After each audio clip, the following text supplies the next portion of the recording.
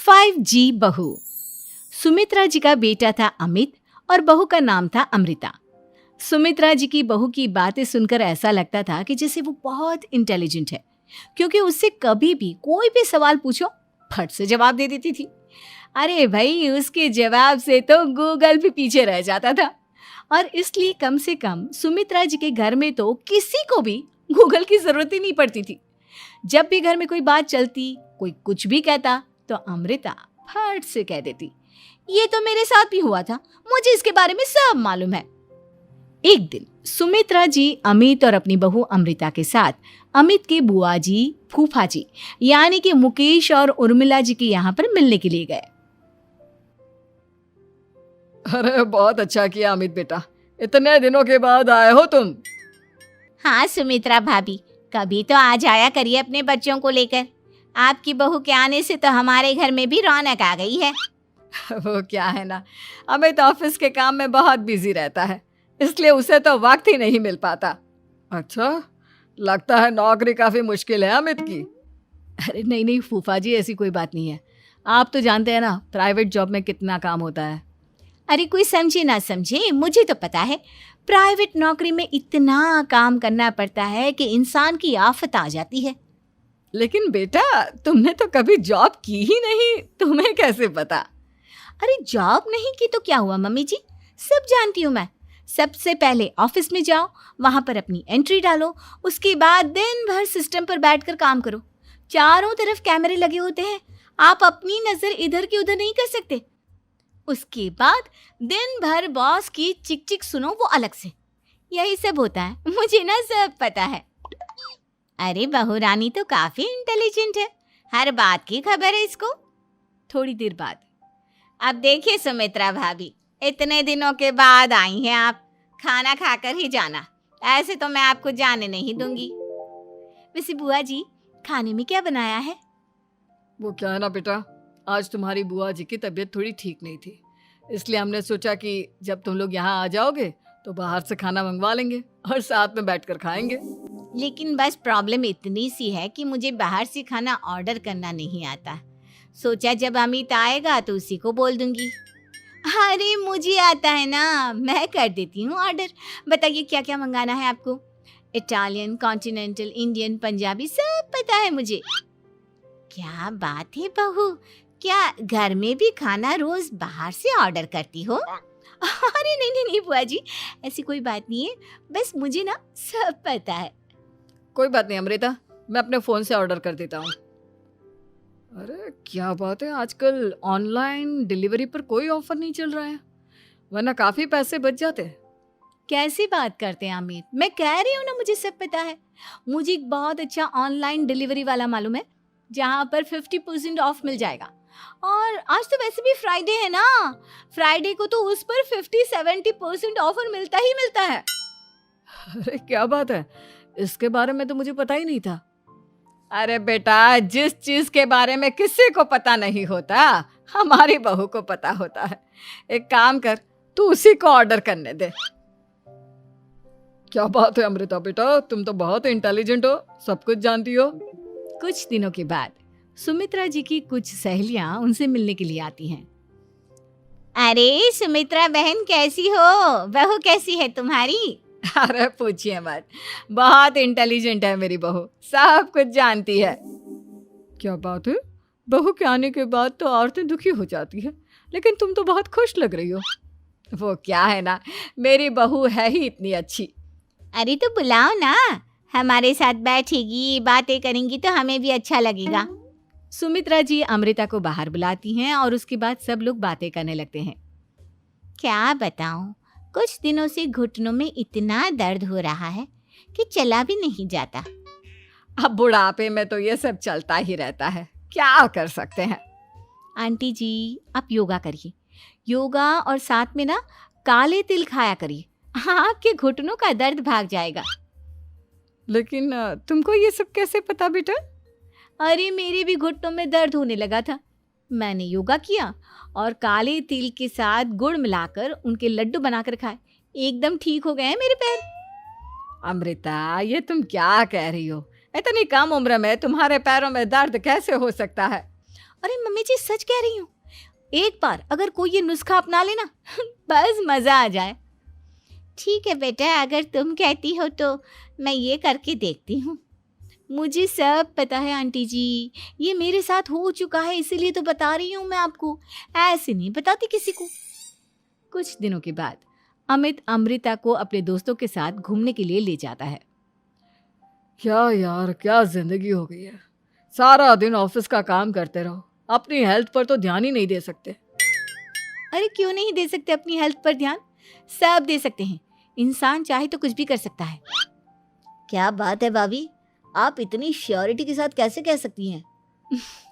अरे आजकल ना एक से एक एप्लीकेशन है मार्केट में, और जानते हैं उसमें कुछ एक्सरसाइज तो ऐसी बताते हैं जिन्हें आप अपने ऑफिस में बैठे बैठे, मेरा मतलब लैपटॉप पर काम करते करते भी कर सकते हैं। अमृता, ऐसी एक्सरसाइज के बारे में तो मुझे भी नहीं पता था, तुम्हें कैसे मालूम? अरे मुझे सब पता है, हर चीज की खबर रखती हूँ मैं, जानते हैं ना आप। लेकिन ऐसी कौन सी एप्लीकेशन है और ऐसी कौन सी एक्सरसाइज है भाभी? एक मिनट, मैं आपको अपने मोबाइल में दिखाती हूँ। अरे वाकई में भाभी तो सही कह रही हैं। देखो यार, इसमें कितनी अच्छी एक्सरसाइज दिखाई गई है। अपनी चेयर पर बैठे बैठे एक्सरसाइज भी कर लो, काम भी और हेल्थ भी। वाह भाभी वाह, मजा आ गया। लेकिन अमृता, तुम्हें इस बारे में कैसे पता? अब मेरे साथ जो चीज हो चुकी है उसके बारे में तो मुझे पता होगा ही ना अमित। मतलब तुम कब ऑफिस में काम करने गई जो तुमने ऑफिस करते करते एक्सरसाइज की? मैं जो किचन में काम करती हूँ अमित, घर के काम, वो किसी ऑफिस के काम से काम है क्या?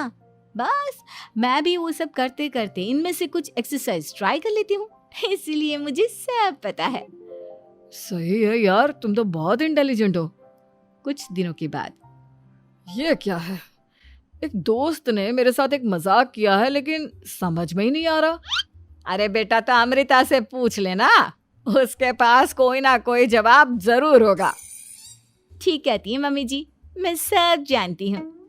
लेकिन अमृता, ये थोड़ा मुश्किल है, सोच लो। मेरे लिए कुछ भी मुश्किल नहीं, दुनिया की कोई भी पहेली हो मैं चुटकी में सॉल्व कर लेती हूँ। अच्छा ठीक है, देखो मेरे दोस्त ने मुझे एक खाली पेपर दिया है और कहा है कि इस पर उसने मेरे लिए कुछ मैसेज लिखा है।